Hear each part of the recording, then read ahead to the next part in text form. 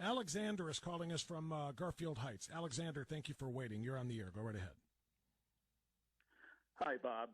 We all know the key to victory for President Trump is to stick to the issues at hand that the American people really care about, which is why I was really excited to see his social media postings last week about QAnon and oral sex aimed at Kamala Harris.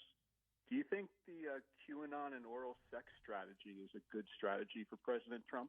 I did not see that, actually, so I would have to look for that to see exactly what it said. And no, I don't even like the race conversation anymore. I hate the fact that Kamala Harris did, when she came into the Senate, publicize and brag about being the first Indian American in the Senate, Indian American female in the Senate. And that was the identity that they featured at the time. But now that she's running for president and she needs the black vote, they're featuring the Jamaican part of her, which is the black part of her, if you will. So when Trump says things like, you know, she just recently decided she was black, it doesn't sound good. He's not entirely wrong because of the way they promoted and featured things, but I'm tired of that story. I don't want any of these stories about any of those things. I want policy, policy, policy. First, second, third, and last. That's all I want. I want to compare records from the Harris-Biden, Biden-Harris administration to the 4 years of the Trump administration. I want to compare policy points going forward. Trump has articulated his. That cackling buffoon has not articulated anything except for Soviet price controls, the one thing that she has actually said. So no, I don't like any strategy that isn't about policy, policy, policy, and record, record, record. That's it. So why aren't you criticizing President Trump? I think I just did. I said I don't want to hear any of that stuff from him or anything else that isn't policy, policy, policy. I think it's unnecessary, and I don't think it's helpful. Sorry, you went on a tirade against Kamala Harris. You don't think oral sex retruths? Alexander, listen, I don't mind trolls. And if you want to call a show like this and troll, it's okay. I'll play along with you and I'll go along with you. But you actually have to listen to what I just said.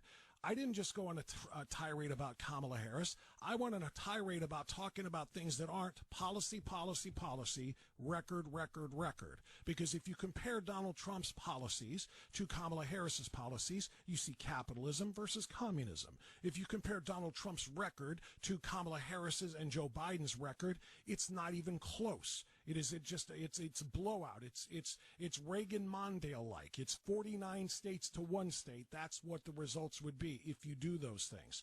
That's not a tirade or a rant or whatever you just said about Kamala Harris. That is literally playing your little trolling game here because I know what you're trying to do, and you can continue to make up stupid names and call from different cities every day if you want. I'll even take your call, and I'll entertain your stupidity. That's fine. But I'm also going to tell you the truth. I don't like Donald Trump playing any of the games about race or any of the games, with insulting, with name calling or any of that nonsense because it distracts from the one thing that would make him win this race easily. And that is the records, two things if you want to go that way, the records and the policy proposals of the two candidates. That's what I want. So you can call that a rant if you want. Any other trolling comments you wish to make? None other than we all know that Trump is a real policy wonk. He can go so deep on all the policies. He's so well versed in all of them. Yeah, well, I'm glad we agree on that. You're exactly right, and you can take your little tongue out of your little cheek there as you say that with sarcasm. And thank you for the phone call. But that is the truth, because it isn't an accident that his policies that he and his team championed for 4 years led to an extraordinarily successful period of time for the American people. And I could sit here and run through them again and again, and I will. What do we got, Seth? 31 days till early voting? 59 days? No, I'm sorry, 35 days. Sorry, I'm off. 63 days until the general election on November 5th. And I probably will and should do this. Year-over-year inflation rate.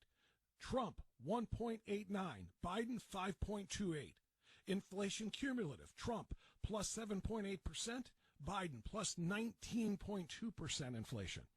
Gas prices during Trump went down 5.4%, During Biden, went up 46.6%. I could do this.